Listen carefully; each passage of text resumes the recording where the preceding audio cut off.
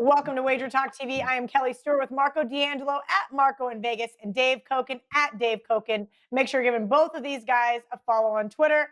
Let's talk the Sugar Bowl. I've got our WagerTalk odds page open. This one is Clemson -7 and a couple sharp shops and 7.5 pretty much everywhere else. Total 65.5 pretty much across the board. Marco, I'm going to start with you. I feel like this is going to just be all Clemson money. I don't see anybody really wanting to back Ohio State after their performance in the Big Ten championship game. Yeah, Kelly, that's the way this one's going to go. And obviously, the way that Clemson dismissed Notre Dame in the last game, they looked, almost unbeatable. But again, not to jump on the bandwagon of bashing Notre Dame. We've seen that so often from Notre Dame in these big games. They just don't match up whenever they go against these teams. And I look at Ohio State here. They're coming in, that last game against Northwestern, let's be honest, they had a lot of COVID issues. They didn't have a full team there. And we saw late money come in the day of the game on Northwestern as word leaked out on that. So we got to watch and see what's going to happen with Ohio State. Will they have all hands on deck? And they're going to need all hands on deck if they're going to make a game of this with Clemson. We look back to these two teams. They played last year. It was a game that Clemson got the win. The game changed on, a questionable play, a controversial call. A lot of people felt Ohio State might have got hosed in that game.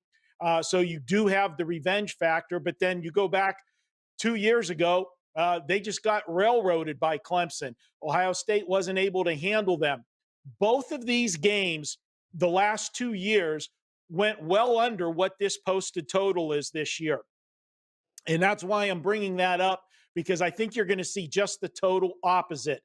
In Clemson's last game last week against Notre Dame, I was on them for the under. And that was because the game earlier in the season went over the total. They had the double overtime game against Notre Dame, and the narrative would have been, oh my God, 87 points were scored in that game, and Clemson didn't have Trevor Lawrence. We had a lot of line value in taking the under. This time, I think they put this number out high for these two teams, but Ohio State this year, in the games that I've watched them when they've been at full strength, they've got a very good offense. They can score points on anybody, but yet they still gave up points. I think this is going to turn into a track meet game where both teams are going to go up and down the field.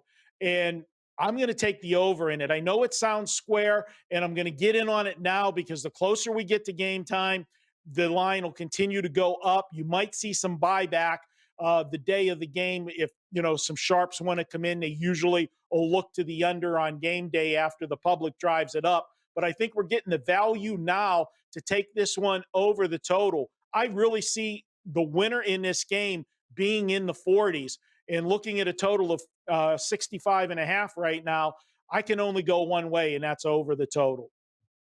Yeah, Marco, it would be very scary for me to take an under here, so I kind of agree with you there. Dave, your thoughts on either the side or the total? Well, I'll talk about the side.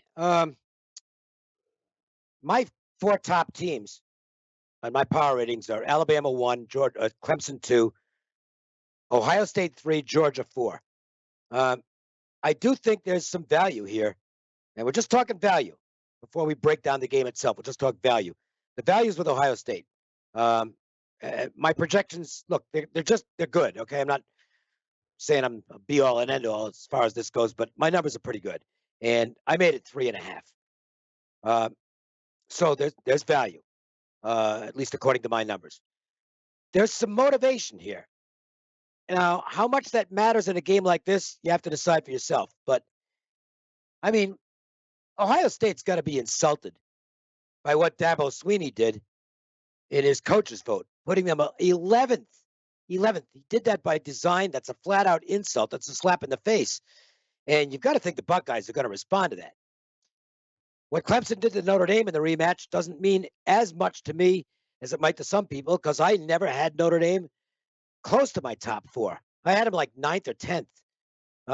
Real good team. I mean, there's nothing wrong with being 9th or 10th, but I just didn't think they were. And I think there's a pretty good gap between the top 4 and the rest. So you've got that going for you. The downside is it's Clemson, and they're 34-1 when Trevor Lawrence plays. And man, it is really tough to take points in a game your team's probably not going to win. I have trouble doing that when I think the favorite's going to win the game, even though I like the dog, unless it's a game I think is just super competitive for sure. I have trouble betting the underdog. So I don't know that I'll get to the window with this game, but if I do, based on my numbers and the value and maybe that little extra insult motivation, it's going to be Ohio State plus the points or nothing for me. Dave, I'm with you on the points. I'm just wondering how high this line goes. Do you think if we like Ohio State, we see an 8.5, maybe a 9? No. I mean, it's possible, but it's not like my power ratings are a completely unique set. Okay. A lot of sharp handicappers who use power ratings are by this time of the season, we're very much on the same page as far as the numbers go. And I know if you talk to Kenny White, I don't know what Kenny's I have Kenny's numbers, but I haven't looked at him for this game. But I will anticipate that Kenny would be somewhere in the same range as I am. Bill Connolly, probably somewhere in the same range as I am.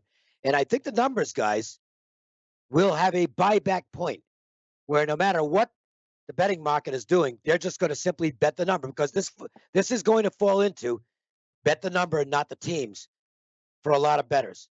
And I would put myself in that category.